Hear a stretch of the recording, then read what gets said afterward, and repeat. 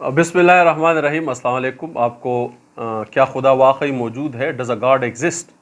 Part number 3, आला इस्तिखराज इंसानी दिमाग, the tool for extraction the human mind में खुशामदीद कहता हूँ, और इस मजमून में हम अपनी बहस को आगे लेकर जाएंगे। आइए देखते हैं कि खुदा के मुतल्लिक इल्म का ज़रिया क्या है। यह ज़राए मजहब, फ़लसफ़ा और अब साइंस भी इसमें शामिल हो गया है, जो कि खुदा के वजूद अदम वजूद पर यकीन या शक के साथ बहस करता है। यानी वो कहता है कि या खुदा है, या वो कहता है या खुदा नहीं है, और ठीक या गलत नताइज अखज़ करता है। लेकिन ये तो वो ज़राए हैं जिससे खुदा के वजूद के मुतल्लिक़ जो है वो मालूमात हासिल होती है। असल सवाल यह है कि खुदा के वजूद के मुतल्लिक़ मालूमात हासिल करने और तज्ज़िया करने के लिए कौन सी शय या कौन सा आला जो है वो इस्तेमाल किया जाता है। यही बात दरअसल सबसे अहम है, और वो आला एक ही है, इंसानी दिमाग। इंसानी दिमाग अगर आप देखें तो जिस तरह हमने कहा कि यूरोप और अमेरिका और साइंस और फ़लसफ़ा और नज़रियात, ये इससे हम किससे एक्सट्रैक्ट कर रहे हैं? शऊर और लाशऊर, ये इंसानी दिमाग ही के करिश्मे है। इस पर हम बहस करेंगे कि क्या ये आला दुरुस्त भी है उस खुदा के वजूद के मुतल्लिक़ उस इल्म को हासिल करने के लिए, उस निचोड़ को हासिल करने के लिए। इंसानी दिमाग कुदरत का एक शाहकार है। कुदरत का वो शाहकार है जिसका अहाता इस जदीद दौर में भी नहीं किया जा सकता, और ना ही इसकी वसअतों का अंदाज़ा लगाया जा सकता है। इसीलिए मैं इंसानी दिमाग को एक छोटी कायनात या मिनी यूनिवर्स कहता हूँ। आप अंदाज़ा करें कि इस जदीद दौर में, टेक्नोलॉजी के इस जदीद दौर में, जहाँ हाल ही में साइंसदानों ने अपने नए खलाई टेलीस्कोप जेम्स वेब जिसका नाम है, कुछ तस्वीर जारी की है। साइंसदानों के मुताबिक ये तस्वीर 1 अरब नूरी साल की दूरी पर है, यानी 100 करोड़ नूरी साल लाइट ईयर्स की दूरी पर सितारों ने 1 अरब साल पहले रिलीज की है ये लाइट्स।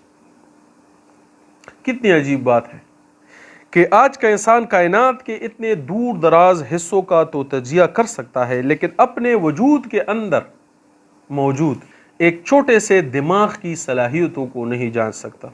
और ये बात मैं खुद से नहीं कह रहा, बल्कि मशहूर ज़माना साइंटिस्ट जिसका मैं अक्सर हवाले देता हूँ, डॉक्टर जॉन मेडिना, अपनी किताब द ब्रेन रूल्स में लिखते हैं कि इंसानी दिमाग के मुतल्लिक मालूमात बिल्कुल इब्तिदाई है, और यह भी कि इंसानी दिमाग हर नई सोच के साथ, हर नए इल्म के साथ, ख्याल, तखय्युल, तजुर्बे, ताल्लुक, खुशबू, रंग, जायके के साथ नए खुलियात को अपने दिमाग में जन्म देता है। नए सेल प्रोड्यूस होते हैं।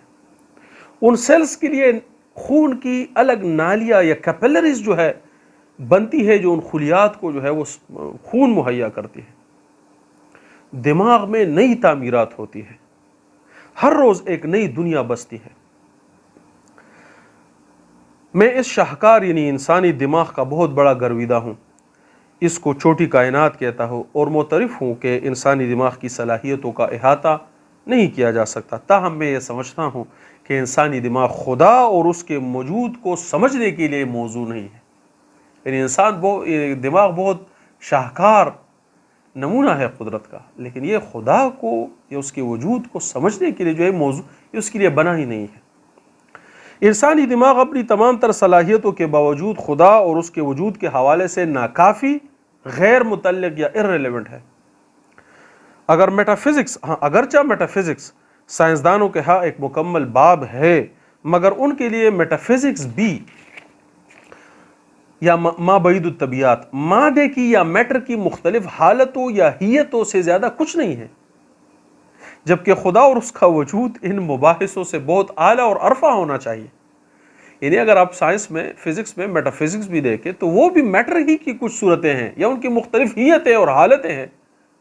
तो अगर खुदा के मुतल्लिक़ जानना है तो खुदा तो इस मेटाफिज़िक्स से बहुत आला और अरफा चीज़ होनी चाहिए, बहुत ऊपर की चीज़ होनी चाहिए।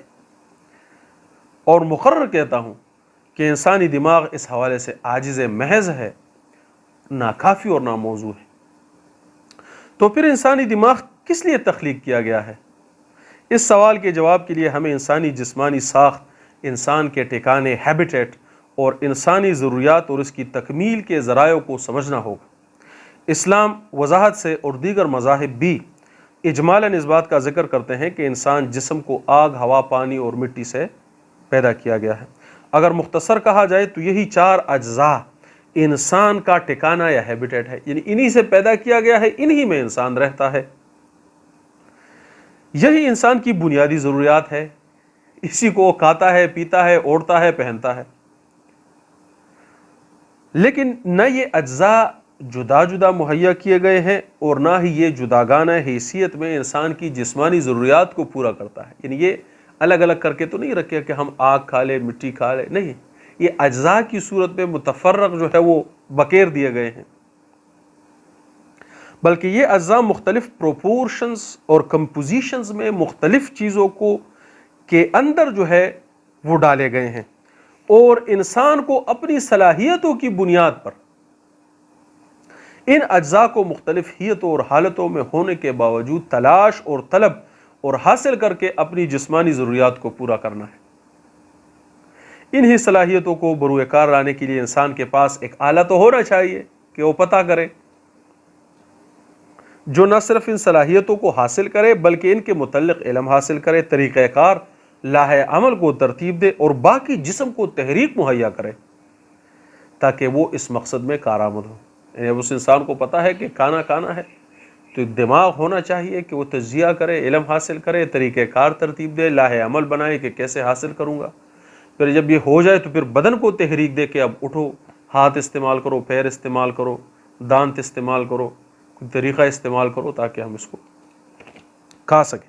اگر آپ غور کریں تو معلوم ہوگا کہ واقعتاً انسانی دماغ اس کام کو بخوبی سر انجام دے رہا ہے، لیکن ایک بحث اس میں اور نکلتی ہے جو کہ ہمارے موضوع کے لیے انتہائی اہم ہے، یعنی اس میں ایک نقطہ ہے جو بہت اہم ہے، وہ یہ کہ انسانی دماغ صرف علم کی ایکوزیشن یا انالیسس نہیں کرتا، یعنی انسانی دماغ یہ نہیں ہے کہ اسے پتہ چل گیا کہ وہاں پر کھانا پڑا ہے، وہ میرے لیے بہتر ہے، وہاں پر میرے لیے شیلٹر ہے، وہاں پر میرے لیے کپڑے ہیں، وہ میرا دوست ہے، وہ میرا مخالف ہے، یہ چیز مجھے نقصان دے گی، یہ صرف اس لیے نہیں کہ وہ علم کو حاصل کرے، اس کی انالیسس کرے، بلکہ تحریک بھی مہیا کرتا ہے تاکہ اس کا میٹیریل فائدہ جو ہے وہ اٹھایا جا سکے۔